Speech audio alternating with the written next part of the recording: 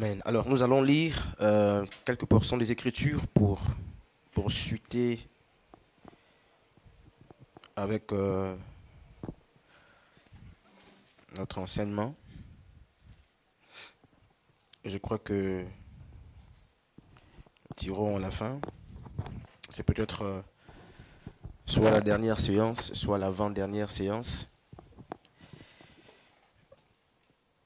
Et la fin d'une chose vaut mieux que son commencement. Nous allons effectivement mettre quelques points très importants sur un des questionnements, une des questions monumentales qui a été soulevée pendant des moments d'enseignement. Mais avant, il est important de rappeler très vite ce sur quoi nous sommes. Nous sommes sur l'homme nouveau, donc l'homme kainos. Alors nous avons compris la différenciation qui existe entre l'homme néos et l'homme kainos. Nous avons aussi compris la disparité ou la distance qui existe entre, n'est-ce pas, archaïos et paléos, ou palaios, ça dépend justement des traductions bibliques. Et quelques exigences autour de la personne née d'en haut. Nous avons dit que, différemment du vieil homme, l'homme nouveau est affranchi. L'homme nouveau, n'est-ce pas, est en communion avec la personne de Dieu. L'homme nouveau n'est pas non plus condamnable. Ce qui s'éloigne de ce qu'est, n'est-ce pas, l'homme vieux ou le vieil homme. Et avec les questions, nous avons aussi appris que le vieil homme n'est pas, n'est-ce pas, un grade. Le vieil homme est un état, c'est une nature. Le vieil homme ne s'améliore pas, mais il doit être remplacé ou s'y remplace, conformément à 2 Corinthiens chapitre 5, le verset 17. Et il y a bien d'autres textes justement que nous avons lus pour comprendre toutes ces réalités. Nous avons pris d'ailleurs 3 textes de base. Je vais les citer, je crois que je les ai à l'esprit. Colossiens chapitre 1er, n'est-ce pas? Nous l'avons lu, Colossiens 3, pardon, le verset 9 à 10. Éphésiens, nous l'avons lu, n'est-ce pas? Le verset 22. Et nous avons même pris Romains chapitre 6, le verset 6, Éphésiens 4, 22, pour comprendre que chaque fois que la Bible nous parle, n'est-ce pas, du vieil homme, il est présenté au passé. Et parce qu'il est présenté au passé, nous avons compris qu'il n'y a donc pas de cohabitation entre le vieil homme et le nouvel homme, ou l'homme kainos, je dirais mieux l'homme nouveau. Et pourquoi est-ce qu'on pêche si nous sommes nés d'en haut, ou du moins si le vieil homme n'existe plus? Simplement parce que nous sommes assujettis par 2 natures de la chair. Donc la chair en tant que carapace justement charnelle qui renferme tout. Et la nature terrestre que nous avons, ce sont ces éléments, n'est-ce pas, qui sont invaincus et qui attendent d'être, n'est-ce pas, transformés. C'est pourquoi l'apôtre Paul, en parlant naturellement de la naissance nouvelle, fait allusion tout de même, n'est-ce pas, je dirais, à la transformation ou au changement, pardon, n'est-ce pas, de notre corps. Il parle d'un corps glorieux que nous aurons en Jésus-Christ. Et ce corps glorieux, on ne l'a pas. Même quand on est né d'en haut, on n'a pas ce corps. Il faut attendre, n'est-ce pas, notre transformation pour avoir ce corps. Et c'est pourquoi il ne faut pas confondre la naissance d'en haut, qui est la naissance de l'esprit, et la nouvelle naissance, qui est, n'est-ce pas, la finitude de la naissance d'en haut. Parce que la nouvelle naissance nous confère tous les attributs divins en allant justement de la chair jusqu'à l'esprit, contrairement justement à l'exercice qui se fait par la naissance d'en haut, qui ne nous donne que, n'est-ce pas, d'être engendré par l'esprit. Donc la naissance d'en haut, il ne faut pas la confondre avec la nouvelle naissance. Je vais m'arrêter par ici, du moins pour ce qui concerne justement cette partie. Je nous propose justement très vite le livre justement de Jean chapitre 15.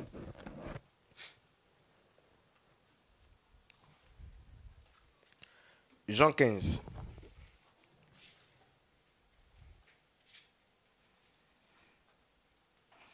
Le verset 2. Jean chapitre 15, le verset 2e. Alors, voici notre texte, Jean chapitre 12, le verset 24. On va le lire tout à l'heure.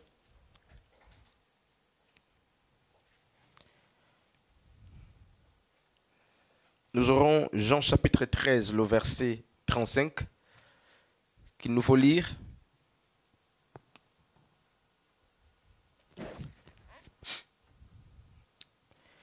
Nous aurons aussi Actes chapitre 11, le verset 26.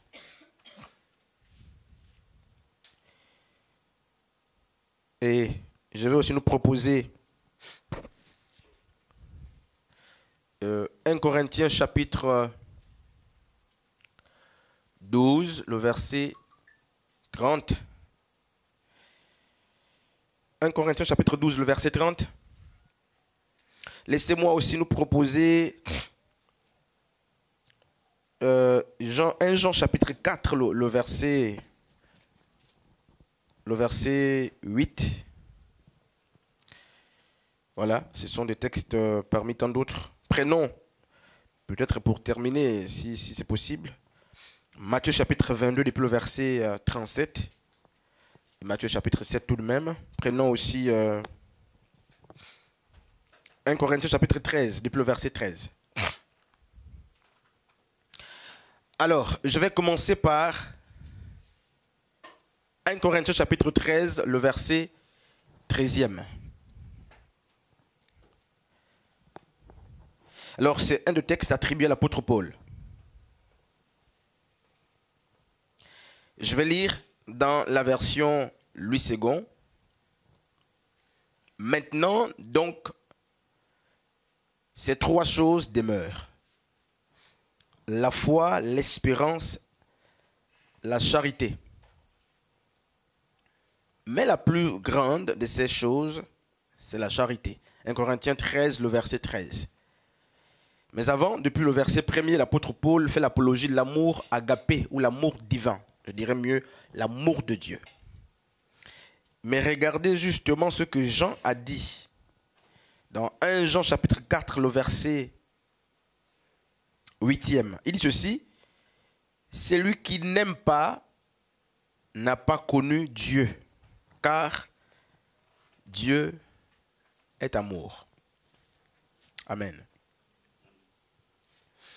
Alors nous avons fait à dessein de poser la question la séance dernière à quelques personnes qui étaient ici, dans un élan de galégiade comme ça.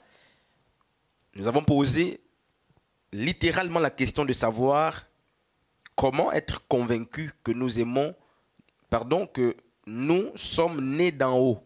Quelle est la preuve ou quels sont les témoins qui attestent que nous avons revêtu l'homme kainos ou l'homme nouveau? Je voudrais commencer par répondre justement à cette question. Certainement, ça va être le socle de ce soir. Comment donc savoir que nous sommes une nouvelle création, ou du moins que nous sommes engendrés par l'Esprit de Dieu? Alors, autour, il y a beaucoup de réponses. On parlera du témoignage, on parlera des charismes, ou de la démonstration de puissance, d'autorité et d'esprit. On parlera justement de la pluralité des dons que nous avons. On parlera de plusieurs autres choses. Mais regardez justement ce que Jean, qui a vécu avec Christ, nous fait comprendre au sujet, n'est-ce pas, de l'appartenance à Dieu. Jean ne dit pas que nous appartenons à Dieu parce qu'il y a en nous, n'est-ce pas, assez de dons ou de charismes. Non, ce n'est pas ce qu'il dit. Jean ne fait même pas l'apologie, n'est-ce pas, des fruits de l'esprit. Ils sont nombreux. Quand vous prenez Galates chapitre 5, depuis le verset 22, ils sont nombreux ces fruits de l'esprit. Et ce n'est pas les seuls. Jean ne parle pas, n'est-ce pas, de la foule autour de nous. Jean ne fait pas, n'est-ce pas, l'apologie du fait que tout le monde rende de nous un bon témoignage pour marquer ou expliquer ou justifier notre appartenance à la personne de Dieu. Parce que ceux qui appartiennent à Dieu, c'est ceux qui sont nés d'en haut, littéralement. Mais Jean va utiliser un argument, n'est-ce pas, incontournable pour expliquer ou justifier notre appartenance à la personne de Dieu. C'est un argument très simple et ce soir nous allons le voir. Jean dit que la preuve qui justifie que nous sommes nés d'en haut, la preuve qui justifie que le vieil homme en nous a disparu, la preuve qui justifie, qui doit du moins amener même les hommes autour de nous à croire ou à accepter que nous sommes nés d'en haut, l'argument qui explique et qui authentifie notre appartenance à Dieu, c'est l'amour.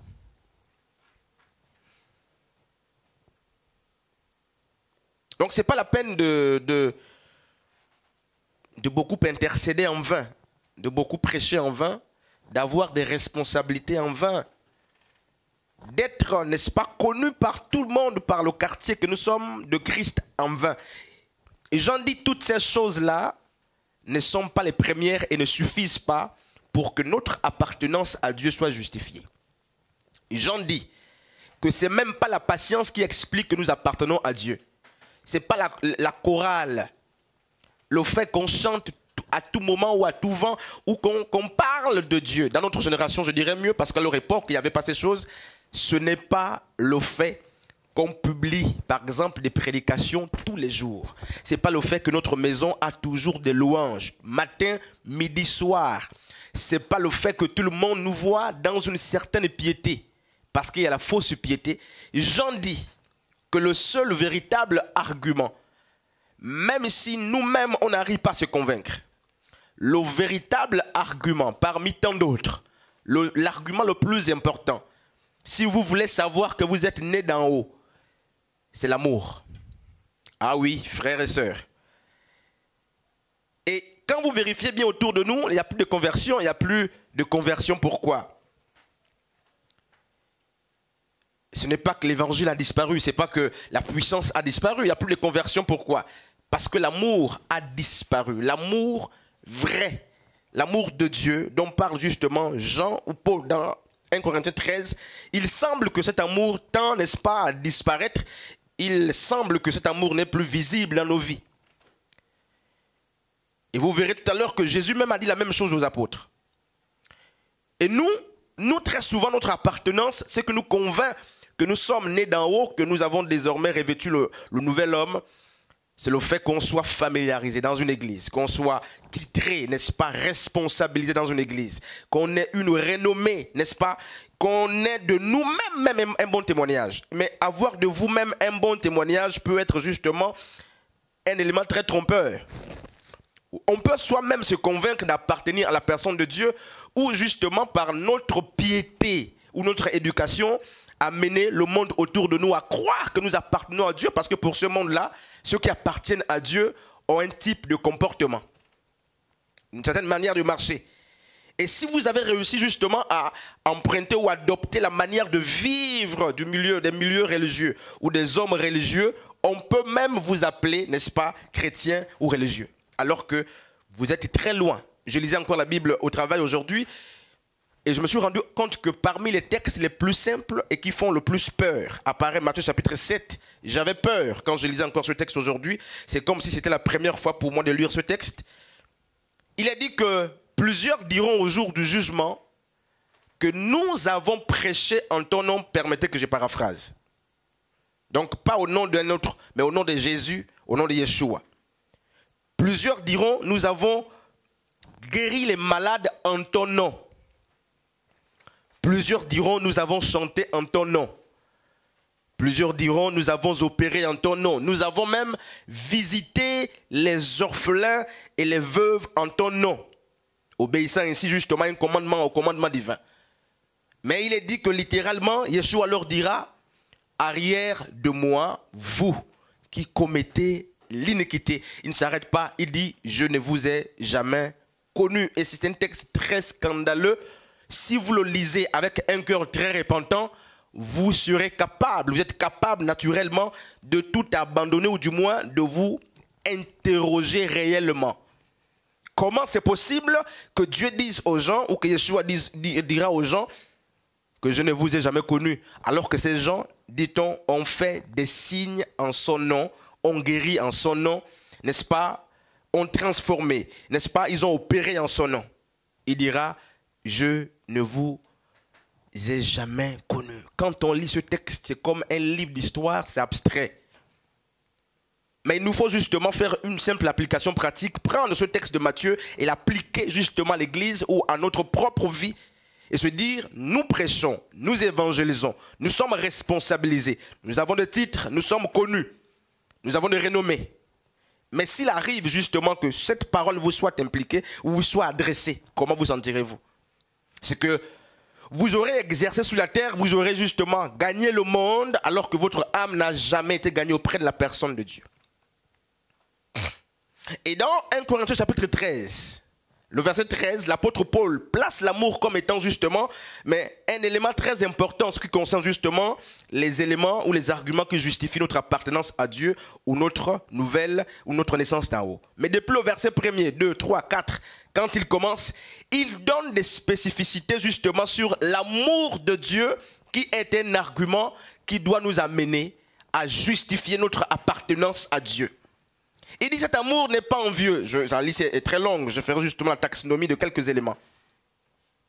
Cet amour n'est pas envieux, cet amour est pur, cet amour n'est pas méchant, il n'est pas jaloux, il ne critique pas, l'amour là ne ment pas, l'amour n'accuse pas. Mais cet amour, il est où?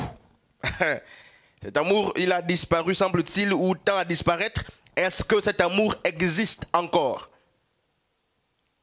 Il est en train de dire ceci. Il dit cet amour n'envie pas. Même si votre haine, votre envie n'est pas extériorisée, du moment où, n'est-ce pas, cette envie monte en vous, du moment où l'envie est née en vous, vous avez échoué littéralement. Du moment où vous méditez le mal, même si vous n'arrivez pas à le faire, cet amour n'est pas en vous. Ça veut dire que cet amour, justement, ne se juge pas seulement au niveau des pensées, au niveau des actions qu'on commet, mais il faut répartir au niveau de la source ou des pensées, parce que les actions sont le résultat des pensées. De ce que nous avons justement pensé, on met simplement en musique ou en manifestation. Et puis, Jean nous dit que pour savoir qu'on est né d'en haut, ou pour savoir que nous sommes des kainos, il faut interroger l'amour, agapé dans nos vies. Et puis, j'étais en train de méditer ce texte, et puis je me suis dit, mais est-ce que réellement cet amour existe, ou est-ce que nous sommes dans ce qu'on appelle la fausse piété? C'est-à-dire, on se bat, c'est le paraître et faire semblant. Est-ce que quelqu'un parmi nous est capable de dire, je ne médite pas le mal, la jalousie, ces choses qu'on doit trouver chez les païens, la jalousie par exemple, la haine, cet élément, si on peut encore le trouver en milieu de nous, comment justifier que nous sommes des kainos? La haine, des choses les plus horribles, justement, qui appartiennent naturellement à l'homme vieux ou au vieil homme. Il dit l'amour est l'argument essentiel. C'est pourquoi j'avais posé la question expressement. C'est le fruit de l'esprit, mais lesquels? Ce n'est pas la bonté. Parce que le seul fruit de l'esprit qui engendre les autres, c'est l'amour. Et c'est pourquoi l'apôtre Paul justement dira que ces trois choses demeurent. L'espérance, la foi et la charité. Mais la plus grande, il voulait dire la mère de ces trois choses, c'est la charité. C'est elle qui engendre la foi et l'espérance. On ne peut pas fouiller notre appartenance à Dieu à l'extérieur, n'est-ce pas, l'amour. Et ça me fait mal parce qu'il y a une païenne que je connais très bien qui dit « Je ne vais pas à l'église comme vous. Je ne prie pas comme vous. » On travaille ensemble quelque part. Mais moi, j'ai la charité. Je ne peux pas être faux ou fausse. Je ne peux pas méditer le mal. Je ne peux pas manquer de respect aux aînés. Je ne peux pas autant de choses de négation justement que la personne articule. Elle dit, mais en fait, littéralement, la personne dit, si on voit l'amour en vous, on saura que vous appartenez à la personne de Dieu. Regardez, Jean chapitre 13, je crois que j'ai donné ce texte. On va un peu le lire. Jean chapitre 13. Jean chapitre 13.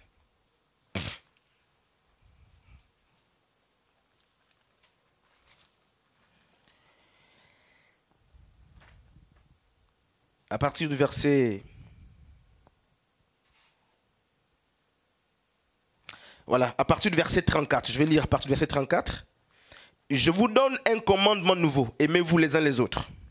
Oui, comme je vous ai aimé, vous, n'est-ce pas, aimez-vous les uns les autres. À ceci, vous voyez, à ceci, virgule, tous reconnaîtront que vous êtes mes disciples à l'amour que vous aurez les uns pour les autres. Donc, les disciples de Christ, ce sont des hommes kainos. Mais il dit, les hommes kainos doivent être reconnus comme étant ma propriété ou comme étant mes disciples par une chose, l'amour. Pas de Dieu. Jésus est clair. L'amour des uns pour les autres. Et il dit à ceci. Donc, il dit, c'est en observant l'amour que les hommes autour de vous, il dit tous, reconnaîtront que vous m'appartenez. Parce que le monde n'a pas d'amour. Il dit, c'est lorsque le monde verra cet attribut qui appartient à Dieu en vous, se manifestant, n'est-ce pas, les uns pour les autres, c'est à cela ou à ceci qu'ils diront que vous appartenez réellement à la personne de Yeshua ou à la personne de Dieu. Ce n'est pas lorsque vous priez beaucoup, ce n'est pas lorsque vous prêchez beaucoup, ce n'est pas lorsque vous êtes pasteur ou vous êtes reconnu comme une sœur en Christ ou un frère en Christ. Jésus dit non, toutes ces choses peuvent être des aspects extérieurs sur lesquels les hommes peuvent se tromper. Mais l'élément qui ne vous trompe pas sur votre appartenance à la personne de Dieu, c'est l'amour conjugué, pas pour Dieu, il dit l'amour des uns pour les autres. Donc l'apôtre Jean nous apprend justement que l'amour est fait pour les autres d'abord. Et le seul véritable moment où l'amour de Dieu, l'amour justement, va vers Dieu, c'est lorsque l'autrui est servi et bien servi. Alors, nous faisons semblant d'aimer Dieu, que nous ne connaissons pas, que nous ne voyons pas. Mais nous méprisons les gens autour de nous. Nous haïssons les gens autour de nous. Nous maltraitons les gens autour de nous. Mais nous voulons trouver, n'est-ce pas, d'autres arguments à l'extérieur de l'amour ou loin de l'amour pour justifier notre appartenance à la personne de Dieu. C'est pourquoi on va encore poser cette question, qui est kainos? Simplement. Et on verra avec justement les œuvres que nous posons, les actions que nous posons, qui naturellement nous renseignent sur la nature ou sur le type d'arbre que nous sommes. Parce que nos actions parlent mieux que nous. Pour apprécier un arbre fruitier, mais il faut manger son fruit. C'est là qu'on saura qui vous appartenez. Alors ce soir, voici une vraie question. Nous sommes presque au soir de l'enseignement et il nous faut poser une grande question. Mais qui a l'amour? Parce que l'amour, parmi plusieurs éléments, semble-t-il apparaît comme un des premiers éléments qui explique ou justifie notre appartenance à la personne de Dieu ou notre naissance d'en haut. Les hommes kainos manifestent d'abord l'amour les uns pour les autres. Amen. C'est à cela justement que le monde saura que vous m'appartenez. Alors, le monde sait que vous appartenez à Christ. Par quoi? Parce que chaque dimanche, vous faites le même exercice. Et même sans vérifier votre âme intérieure, votre cœur, le fait pour vous de faire le même défilé chaque dimanche église, mais les voisins savent que vous appartenez à Dieu. C'est comme ça qu'ils vont nous juger. Le fait qu'il y ait des louanges dans votre maison matin, midi, soir, les voisins vont se dire c'est un chrétien ou chrétienne qui est là-bas. Oui. Le fait qu'on évangélise tout le temps, mais les païens, les gens autour vont dire que c'est les chrétiens qui sont là. Mais non, ils se trompent. Les talents de mesure, c'est d'abord l'amour. Mais en fait, ils doivent vérifier s'il y a l'amour du prochain en nous. Avant, n'est-ce pas, de dire que nous sommes des sujets appartenant à la personne de Dieu. Mais si on va plus loin, on comprend que toute la religion autour ne peut pas expliquer ou justifier notre appartenance à la personne de Dieu. ou que nous sommes nés d'en haut. Que tu ailles à l'église ou pas, que tu sois pasteur ou pas, chantre ou pas, établi ou pas, que tu sois régulier ou pas à l'église, je dirais mieux, vous pouvez, n'est-ce pas, connaître Dieu et appartenir réellement à Dieu sans appartenir à une quelconque religion ou du moins sans être dans une certaine communauté. Alors c'est possible. Cela, mais on ne peut pas les accepter, les religions ne peuvent pas les accepter.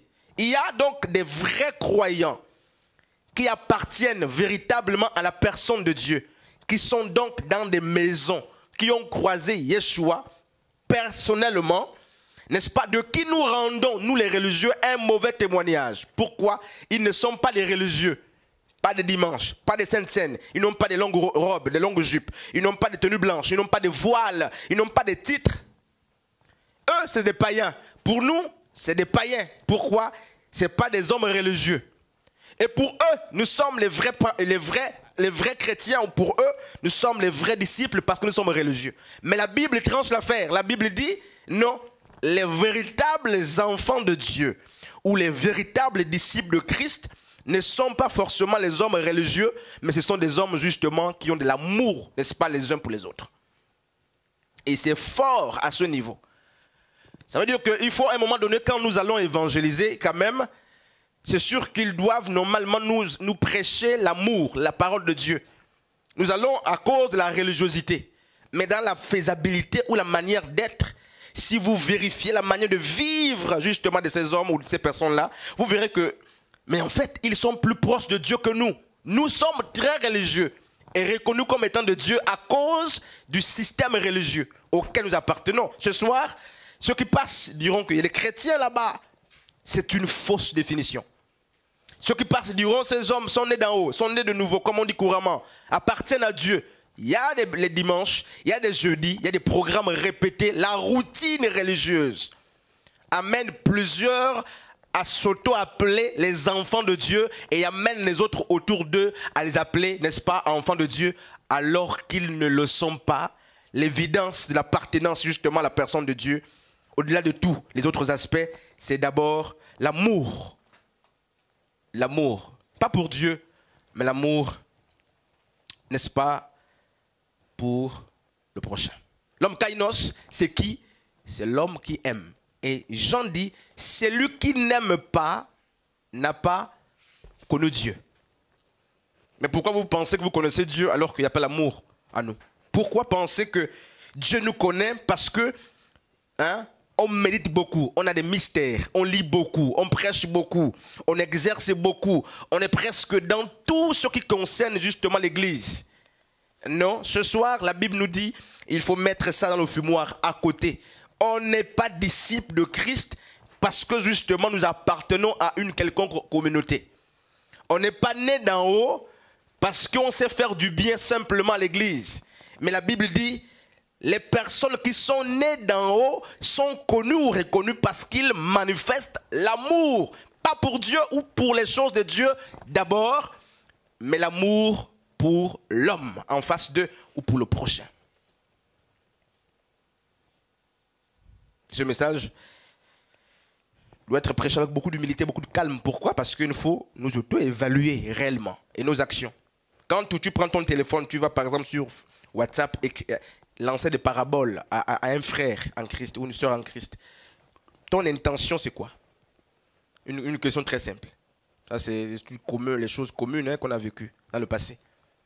Ça, c'est quel niveau d'amour que tu as que tu ne peux pas appeler ton frère ou ta soeur dans le secret, vous asseoir, réparer un fait, mais c'est les réseaux sociaux, par exemple, à notre époque, que tu vas prendre pour aller critiquer. Vous voyez comment Satan ensémence dans les humains? C'est quel niveau de satanisme que nous avons qu'on ne peut pas se nommer dans une même assemblée, très souvent appartenant au même cercle, au même environnement ou au même département. Quel degré? Ces choses ne peuvent plus m'arriver, que Dieu me garde, vraiment qu'il me préserve. C'est des choses, des poussins de l'époque. C'est-à-dire, je dirais mieux, Qui es-tu pour m'amener à te haïr au point de ne pas te nommer? C'est te donner une très grande valeur plus que moi-même et plus que Dieu. Je ne peux pas. Même pour ton bien, je préfère te parler parce que ne pas te parler, c'est t'estimer au-delà de ce que je suis, au-delà de Dieu même. Je préfère te parler. Comment vas-tu réussir à me pousser à ne pas te parler? Qui es-tu? De l'école de dimanche, c'est trop élémentaire. Trop élémentaire, peu importe le niveau de colère. Comment arrives-tu à garder dedans farouchement? Pas dans l'amour, farouchement. Et prenons notre exemple, j'ai vécu ça avec dans beaucoup d'assemblées que j'ai fréquentées. Ben, on ne se salue pas. Et il y a toujours une fausse prière parfois qu'on fait lorsqu'on dit saluez-vous par des un baiser. Voici le frère en train de mentir, de prier.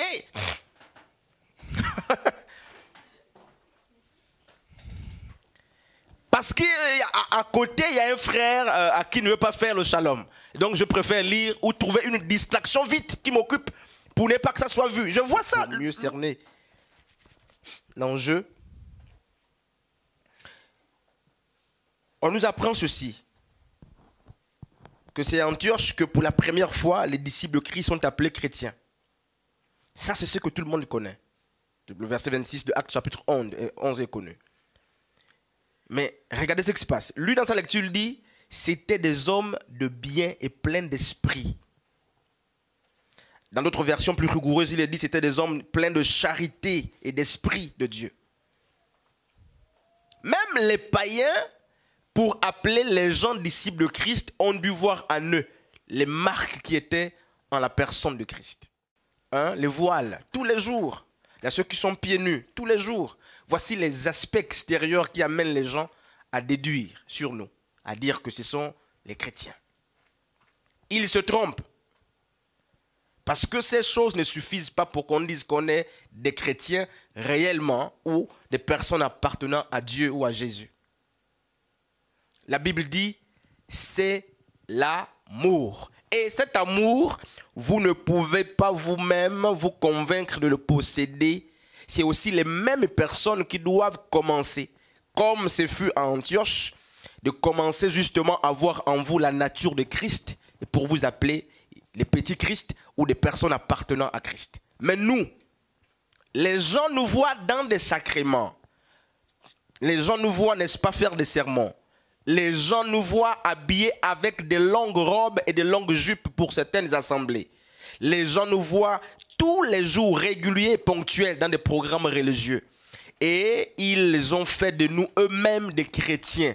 Alors que la Bible dit, on ne peut pas être chrétien si on n'a pas d'amour. La preuve, Jean dit, celui qui n'a pas d'amour n'a pas connu Dieu. Et dit comme ça, c'est très littéral. Maintenant, il faut qu'on se demande c'est quoi l'amour. Mais l'amour, c'est quoi? Ne pas envier, ne pas haïr, ne pas mépriser, ne pas manquer de respect, respecter les aînés. L'amour, c'est autour de tous ces aspects. Partager le peu qu'on a avec l'autre. Ne pas murmurer, ne pas vouloir faire du mal. L'amour, c'est un gros et c'est un fourre-tout. Mais lorsque ça manque dans nos vies, je ne parle pas de l'amour humain, qui peut aimer pour un temps. Lorsque l'amour manque dans nos vies, il nous faut être capable, n'est-ce pas, de dire à nous-mêmes d'abord qu'il nous faut réellement croiser la personne de Dieu. Frères et sœurs, on nous ment, on nous a menti. Et nous sommes rentrés en Christ par des petites portes. Qui veut accepter Jésus? On a levé les mains. On a pris le baptême très vite, très souvent. On nous a fait les cours du catéchisme, les cours de dimanche pour certains. Mais nous, au fond de nous, on sait qu'avec tous ces enseignements qui viennent nuit et jour, on se rend compte que c'était la piété extérieure qui a amené les gens à m'appeler, n'est-ce pas, quelqu'un qui est né d'en haut, qui appartient à Dieu. Mais je sais que je n'ai pas d'amour. Je vous ai pris un exemple très simple. Qu'est-ce qui peut t'amener à aller chez un frère, chez une sœur, accuser faussement, si ce n'est pas, n'est-ce pas, la sémence de Satan ou la haine? Comment l'amour peut t'amener, n'est-ce pas, à haïr ou à accuser, à faire un faux témoignage? Un docteur, justement, est venu poser la question à Christ, quel est le plus grand commandement? Et Jésus a dit, c'est l'amour de Dieu. Tu aimeras ton Dieu comme toi-même, pardon, de toute ton âme, de toutes tes forces, de toute ta pensée. Le second plus semblable, c'est d'aimer son prochain comme soi-même. Le plus grand commandement, c'est aimer Dieu comme soi-même. Son prochain, pardon, comme soi-même. Et, n'est-ce pas, aimer Dieu de toutes ses forces, toute sa pensée. Qu'est-ce qu'il voulait dire? Littéralement, il place Dieu en premier, en parlant de l'amour. Il dit aimer d'abord Dieu et ensuite aimer le prochain. Mais quand vous respectez la chronologie spirituelle, l'amour de Dieu ne vient que parce qu'on a aimé le prochain. On ne peut pas aimer réellement le prochain et dire qu'on n'aime pas Dieu. C'est impossible. Par contre, on peut aimer les choses de Dieu sans aimer le prochain. Prêcher, les titres, louer, chanter, prier. Mais à côté, vous n'aimez pas le prochain. Mais il nous sera impossible d'aimer le prochain sans, n'est-ce pas, toucher le cœur de la personne de Dieu. Frères et sœurs, c'est dommage que cet enseignement chute comme ça. Maintenant, toi-même, qu'est-ce qui te convainc que tu appartiens à Dieu ou que tu appartiens à Jésus? Le témoignage intérieur peut être justement le fruit de l'orgueil, de l'habitude, la conviction personnelle. Dans Jean chapitre 12, la Bible dit, si le grain de blé ne tombe en terre et ne meurt, deux conditions, il doit tomber en terre. Il y a des cœurs qui n'ont jamais reçu le grain de blé, mais qui se vantent d'être justement des porteurs de fruits. La Bible dit qu'il faut qu'il tombe. Non seulement il tombe, il faut qu'il meure. Et ensuite, il porte, n'est-ce pas, des fruits. Or, la mort du grain de blé qui tombe en terre, frères et sœurs, si vous faites cet enseignement, vous verrez que cette mort renvoie à plusieurs choses. La mort du grain de blé qui tombe en terre consiste naturellement à déloger le vieil homme, à, n'est-ce pas, causer la décomposition dans l'environnement de la terre qu'il a accueilli, de sorte que la personne ne soit plus attirée, n'est-ce pas, par les exigences du vieil homme. Mais si la parole de Dieu n'est pas morte en nous, mais comment voulons-nous manifester l'amour du prochain? L'amour du prochain ne vient que parce que la parole de Dieu, n'est-ce pas, le grain qui est tombé en terre, a péri, s'est décomposé en nous. Et il étouffe naturellement les exigences personnelles. Ce n'est pas une affaire d'improvisation, une affaire d'appartenance, d'avoir des foules autour de nous, d'avoir justement une renommée, de publier tout le temps. Je pense que Dieu m'en parle et je marche avec des enfants aujourd'hui. La gymnastique des réseaux sociaux, des téléphones, toutes ces choses que nous faisons très souvent nous ont éloignés de Dieu et de l'essentiel. Il y a des gens que les chantres appellent les adorateurs parce que il y a Moana, un casse blues, un casse bloom, Denamoana, Tasha Koops, Deborah Lokalou. Vous les appelez les adorateurs de Dieu parce qu'ils font le gospel. Parce qu'ils sont connus. Sur Facebook, il y a ceux qui s'amusent même à dire un tel, c'est la vraie adoratrice, le vrai. Aimons nos adorateurs de Dieu. Je lis, je dis, bon, si je parle sur les réseaux sociaux, on va dire qu'il a parlé. Mais comment vous pouvez, sur la base du gospel, dire que Dena Moana, c'est la fille du Seigneur? Sur quelle base? Je n'ai rien contre elle, hein, c'est un exemple. Par rapport à quoi? Elle fait son commerce, elle vend sa musique, elle chante ses chants. Mais par rapport à quoi vous allez dire les adorateurs de Dieu? Est-ce qu'un adorateur, c'est celui qui chante? Non! Un adorateur de Dieu commence par l'amour. Avez-vous vu réellement l'amour de Dieu dans la vie de ces gens qui viennent faire les concerts payants? Nuit et jour. Les gens pour télécharger même une musique, on demande le droit d'auteur. Tout est verrouillé. Et ce sont les adorateurs. Quand ils sont présents, on tremble à cause des œuvres extérieures. Mais qui nous a convaincus sur la semence qui est tombée dans leur cœur et qui a pourri, qui a fait porter les fruits. Et Jean a dit, produisez les fruits dignes de la repentance. Ce sont ces fruits, n'est-ce pas, qu'on cherche. Ceux qui se sont repentis, qui ont accepté justement d'abandonner le vieil homme, ont un type de fruit qui les accompagne et qui rend témoignage d'eux. Frères et sœurs, que personne ne vous trompe, mais vous-même ne vous trompez pas au sujet de ce que vous êtes. Il n'est jamais trop tard de faire la circoncision comme Abraham. Vieux, quand il apprend la révélation de la circoncision, Abraham n'a pas dit « j'attends à enseigner la circoncision à Isaac et Ismaël et tous ceux qui viendront ». Il a dit « je vais commencer par moi-même à faire la circoncision ». Parce qu'il y a un âge où nous sommes convaincus qu'on ne peut plus reculer, que Dieu, on le connaît. On ne peut plus. C'est pourquoi la prédication de la repentance, ce n'est pas pour les chrétiens. C'est toujours pour les païens qui viennent autour de nous, les autres autour. Les chrétiens doivent se convertir ou se repentir. Parce que beaucoup parmi nous sont rentrés à l'église par des fausses méthodes. Des prières à répéter. Tu as répété une prière et il semble que tu as engendré par cette répétition-là. Des jeux de cuir. Des jeux. Tu as fait une confession de foi que tu ne connais même pas. C'est pourquoi d'autres réclament encore le baptême. Ça, c'est les problèmes dans l'esprit. C'est que tu n'es pas conscient. Tu demandes à quelqu'un, est-ce que tu es né d'en haut? La personne dit, je ne sais pas. C'est que tu as un problème. Tu ne sais pas que tu es né. Tu as un problème. Ça mérite, ça prouve que tu n'es pas né. D'autres se sont efforcés à parler en langue. Parce qu'on leur a fait croire, on leur a dit que c'était une preuve évidente pour prouver que nous sommes, n'est-ce pas, nés d'en haut. Chez les pentecôtistes, c'est le parler en langue. Tout le monde doit parler en langue. À Pentecôte, du Gabon, du Congo, c'était leur enseignement. Le père du pentecôtisme, justement, mais c'est le parler en langue qui authentifie qu'on est né d'en haut. C'est pourquoi, remarquez avec moi, en toute humilité, que Dieu me préserve. Remarquons et remarquez que les parler en langue des églises sont soit pour les leaders spirituels, soit pour les chantres qui ont influencé les gens. Il y a mon petit frère quelque part qui étudie littéralement le parler en langue. Ils font des défis même sur WhatsApp. Les défis pour voir celui qui a bien fait le parler en langue de son père dans la foi. Et après on introduit dans l'église. Et on ment. On ment. On est convaincu. On ment. Depuis que on a sorti son chant, le parler en langue, tout le monde fait son parler en langue. C'est qu'il y a un fond qui est faux. Et quand on en parle, on n'en veut pas. Quand on parle, les gens ne veulent pas. Qui est finalement né d'en haut? La preuve, c'est d'abord l'amour. Et ce soir, j'aimerais qu'on arrête par là. La preuve, c'est l'amour.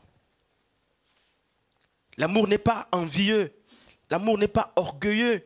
L'amour ne méprise pas les autres. L'amour n'a pas de la haine.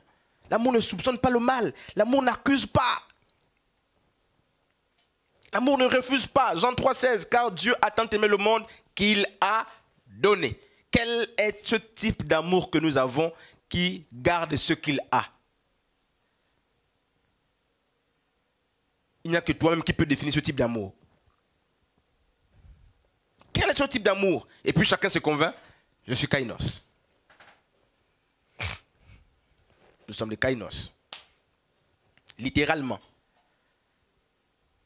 Je suis kainos. Je ne suis pas néos. Je suis kainos. Mais c'est ça, l'amour, qui prouve qu'on appartient à Dieu et qu'on est né d'en haut. Frères et sœurs. Et je sais que tu sais avec moi que l'amour n'est pas en toi.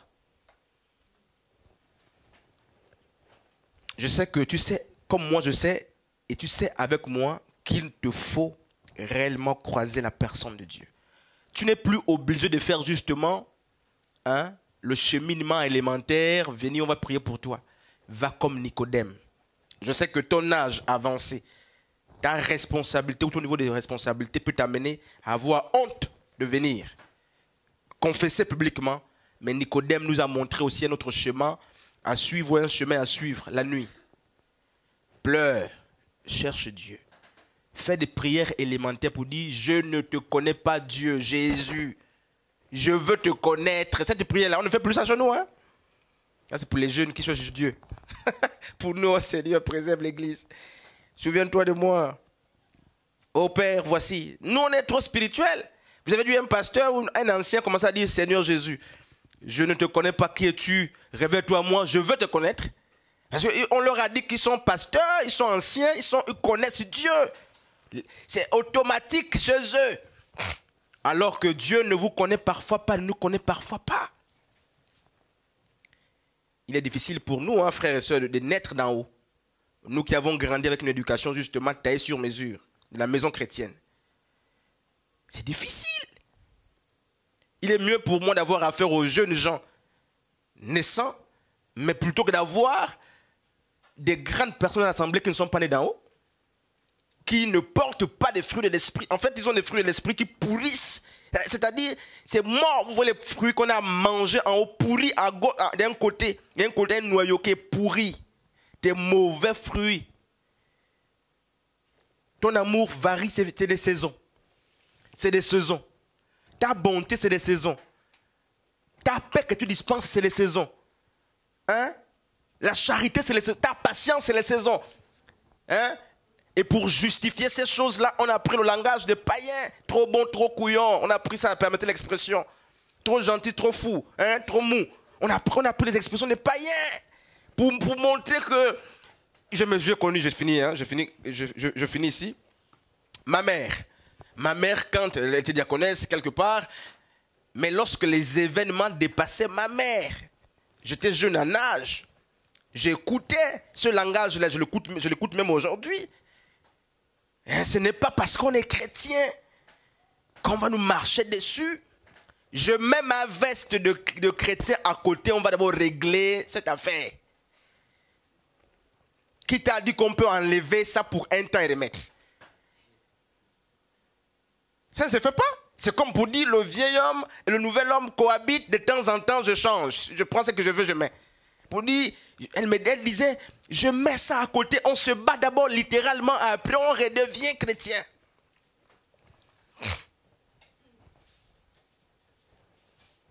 Frères et sœurs, on se rend compte que on a besoin de connaître Dieu, de naître d'en haut, réellement.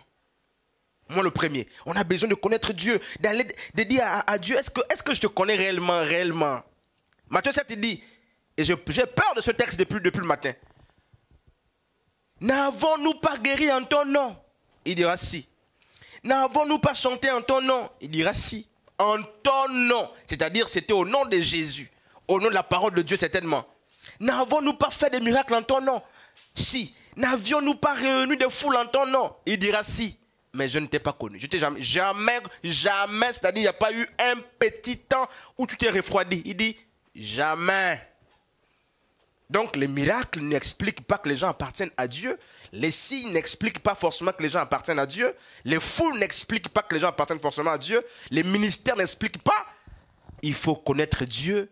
Et Dieu, une des preuves évidentes qui amène à accepter ou à croire que nous appartenons à Dieu, c'est l'amour. Kainos, donc c'est l'amour.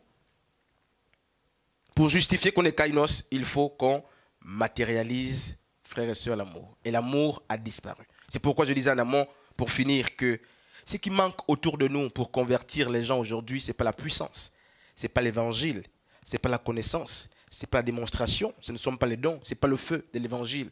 L'amour a disparu. Les païens ne nous voient plus comme Christ en termes de manifestation des fruits de l'esprit. Nous savons manifester les charismes. Et les charismes, il y a même la falsification dedans. Mais on ne falsifie pas les fruits de l'esprit, même quand on fait semblant. Les fruits de l'esprit ont disparu. Si vous êtes capable de prier 1 heure, 2 heures, c'est une bonne chose. Si vous êtes capable justement de chanter 1 heure, 2 heures, c'est une bonne chose. Si vous êtes capable de bien prêcher, c'est une bonne chose. Guérir les malades, c'est une bonne chose. Mais soyez aussi capable d'aimer. Soyez capable de supporter les autres. Soyez capable de pardonner aux autres. Soyez aussi capable de patienter. Ne manifestons pas seulement Dieu par les dons. Dieu se manifeste aussi par les fruits. Et très souvent, l'Église a mis les fruits à côté. L'Église a choisi de démontrer Dieu par les dons. Je parle en langue. Je prophétise. J'impose les mains aux malades. Et ils sont guéris. Mais demande à la même personne d'aimer son prochain. Elle n'arrive pas. Demande à la même personne de se taire quand elle est calomniée. Elle ne peut pas. Demande à la même personne de supporter son prochain. Demande à la même personne d'être patient. Elle ne peut pas. Pourquoi? Parce qu'il n'y a pas la nature, l'esprit de Dieu. Il n'y a que les charismes. Et les charismes, on les trouve partout, pas seulement dans le milieu religieux. Et l'Église a besoin de revenir à ses fondamentaux. Parfois, nous allons très loin, on court, mais en réalité, le problème essentiel, c'est connaître Jésus. D'abord, connaître Jésus, d'abord. Même quand on s'est convaincu qu'on le connaît. Frère, on ne peut pas tromper notre propre conscience. Et même si on peut convaincre la conscience, l'Esprit de Dieu ne le convainc pas. Est-ce qu'il y a encore l'amour à nous, réellement? Le vrai amour dont parlent les Écritures, l'amour capable justement que Dieu bénisse sa parole.